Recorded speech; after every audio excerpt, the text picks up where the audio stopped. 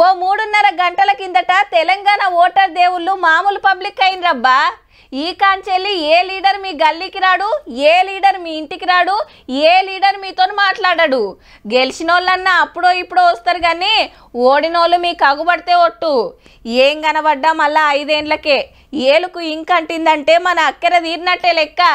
ఓ నెల రోజుల కాంచెల్లి ఢిల్లీ లీడర్లకెళ్ళి షురూ చేస్తే మనోళ్ళ దాకా పొట్టు పొట్టు ప్రచారం చేస్తే అందరు చెప్పిన ఇని ఎవరికి ఓటేయాలనో గాళ్ళకే వేసిండ్రు. మరి ఎవరు గెలుస్తారో తెలియాలంటే మాత్రం 4 వద్దులు ఆగాల్సిందే.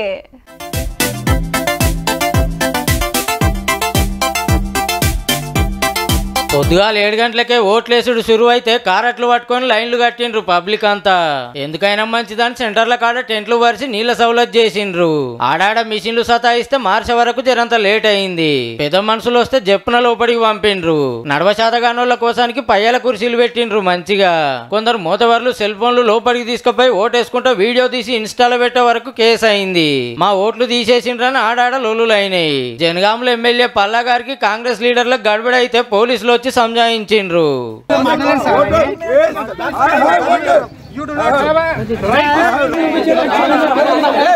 పాత బస్తీల బీజేపీ మాధవిలత మేడం మీద 2 కేసులు బుక్ అయినాయి ఓటర్ల బుర్కా తీపిచ్చినందుకు.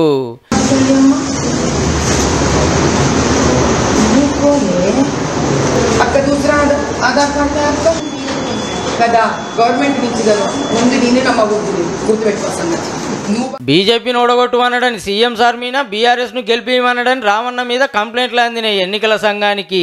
ఇవి తప్పితే ఏడేం లొల్లి కాకుండా నిమ్మలంగానే జరిగింది. అన్నల భయం ఉన్న ఏరియాలో 4 గంటలకే బంద్ చేస్తే కడమ ఏరియాలో 6 గంటలకు ఓడిచింది. అప్పటికే లైన్లు ఉన్న వాళ్ళకు ఓటేసే ఛాన్స్ ఇచ్చిండ్రు. జరంత చల్లబడ్డాక మాపటిలే చాలా మంది వచ్చిండ్రు.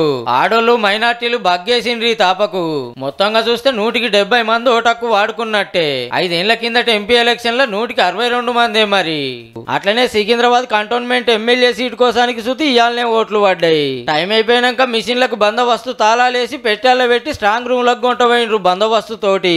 ఆడసుతో ఫుల్ సెక్యూరిటీ. పబ్లిక్ తీర్పు మిషన్లలో పడ్డది కానీ అది బయటికి రావాలంటే 20 రోజుల టైం పడుతుంది.